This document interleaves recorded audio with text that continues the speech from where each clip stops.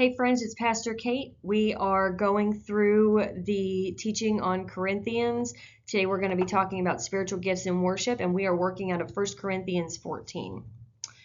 So we're going to look at how the Apostle Paul guides the church at Corinth in a way that believers could exercise their spiritual gifts when they gather, mainly gathering in corporate worship. And the main idea that Paul addresses in chapter 14 is how do we participate in the use of gifts in corporate worship in a way that brings life to the whole church. So to grab a hold of this main idea, we've got to understand the purpose of the gifts, how and where they fit into our corporate worship setting, and why it matters. So let's take a look at some 5 key points. The first one being the purpose of the spiritual gifts, which is edification of the whole body.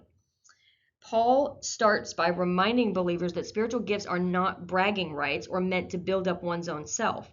In fact, the biggest goal of any gift is to build up and encourage and comfort others in the body of Christ. A gift that only benefits the individual, even if it's spiritually powerful, misses the point of corporate worship.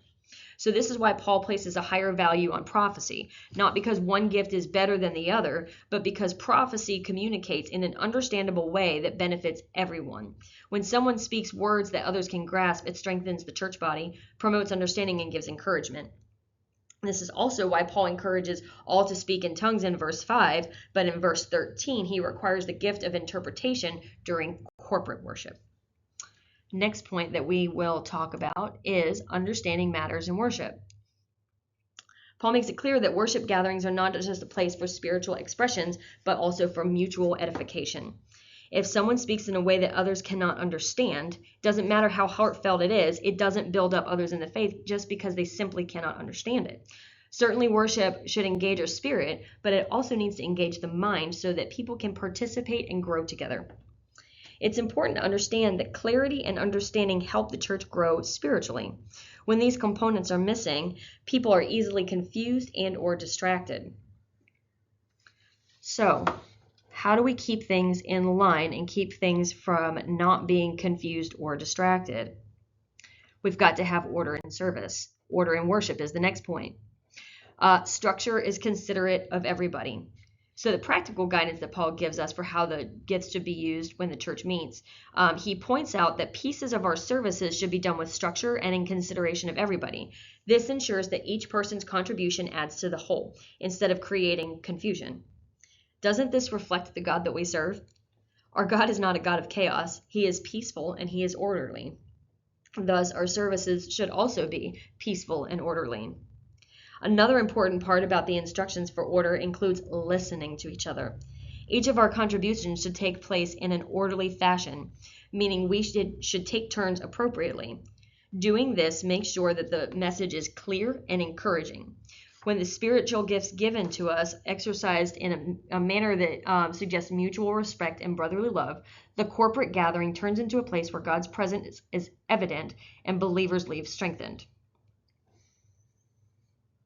Lastly, a church that reflects Christ's love. Paul gives several instructions, but there is one consistent theme, which is love and unity. His ultimate concern isn't just proper worship, it's that the church loves one another and grows together. If a gift divides, confuses, or elevates one person above another, it has failed in its purpose. But if a gift communicates truth, brings conviction, and encourages obedience, then it is fulfilling its role in building up the church. So why does all of this matter for ministry today? In ministry, we often find people who are passionate about their spiritual experiences, and we should be. That passion is good, and God gives gifts by his Spirit, but Paul's teaching reminds us that ministry is not about our personal spiritual display. It's about mutual encouragement. Our gatherings should reflect a community where people leave strengthened in their walk with God, not confused, not intimidated, not disconnected. So we have to help the church understand that gifts are to be exercised in ways that serve others first. That's our primary job as ministers, is to equip the saints. So it's our job to make sure that they understand these things. Some simple action steps that you can take in your services or in your organization could be to emphasize understanding worship. You want to encourage and teaching, preaching, and spiritual expression that speaks clearly to everyone, helping people connect with God and one another. You'll want to model this from your pulpit and in your staff meetings, and then you'll want your staff to understand that that is a goal as well, that you want to encourage them to teach, preach, and spiritually express that speaks clearly to everyone.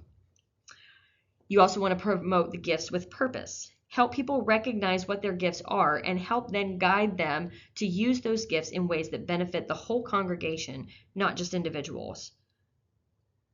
Also, you can cultivate order and peace. Create an environment in your worship services, in your small groups, your Sunday schools, and within your ministry teams. Create that environment where there is structure, and there is respect, and there is unity. Everybody works better when we're all on the same page. And lastly, teach love as your guiding principle. This actually may be the most important. Make sure that love, not competition and not public display, but love shapes how gifts are practiced so that every believer feels valued and encouraged. All right, that's it for today. I hope you have a great day, and thank you for coming.